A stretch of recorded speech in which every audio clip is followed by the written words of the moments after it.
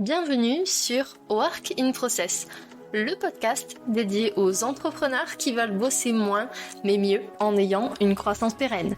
Alors, si vous voulez allier croissance et sérénité, performance et flexibilité, abonnez-vous. Ce podcast va devenir votre outil préféré. Je suis Marine Aubaré, business designer. Ma passion ? Décortiquer vos problèmes et vous proposer des solutions innovantes et performantes. Bienvenue dans l'aventure. Bonjour à tous et bienvenue dans un nouvel épisode de Work in Process. Aujourd'hui, on va parler d'un sujet qui nous concerne tous. Être éco-responsable avec nos boîtes mail. On va explorer ensemble quelles sont les bonnes pratiques pour une utilisation plus responsable de nos boîtes mail, faire du bien à la planète et à notre charge mentale. Allez, c'est parti. Avant de faire le grand plongeon vers des pratiques plus éco-responsables avec vos boîtes mail, est-ce que vous savez pourquoi il est crucial d'adopter de telles pratiques ? Est-ce que par exemple, vous savez que chaque année, des milliards de mails sont échangés à travers le monde ? Et oui, d'apparence, ça a l'air anodin comme ça, mais ça a un impact environnemental énorme. Nos boîtes mail consomment de l'énergie. Et pour créer cette énergie, il faut des data centers, des endroits où il y a des serveurs informatiques faits de métal et de plastique, entre autres, qui génèrent des émissions de CO2 à travers toute la planète lors de leur utilisation. Il est temps, à notre échelle individuelle mais également collective, de faire un pas de plus pour la planète. Et ça tombe bien, puisqu'aujourd'hui, j'ai plusieurs pratiques à intégrer dans notre quotidien pour avoir des boîtes mail beaucoup plus éco-responsables. Ça vous tente ? La première chose à faire, c'est de limiter le nombre de destinataires lorsque vous envoyez un email. Parce que oui, quand vous envoyez un email, en réalité cet email se duplique autant de fois qu'il y a de destinataires.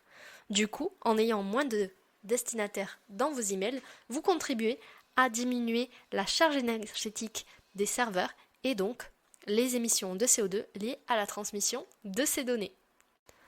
Deuxième pratique, c'est d'éviter tout ce qui est pièces jointes volumineuses. Si jamais vous devez envoyer par exemple des vidéos ou des audios, privilégiez plutôt des partages de fichiers avec des services de stockage en ligne ou des plateformes collaboratives comme WeTransfer, Dropbox ou d'autres.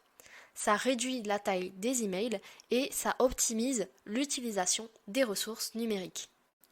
Troisième pratique à adopter, c'est plus une habitude qui vous prend vraiment que 30 secondes par jour ou par semaine, c'est de nettoyer régulièrement votre boîte mail.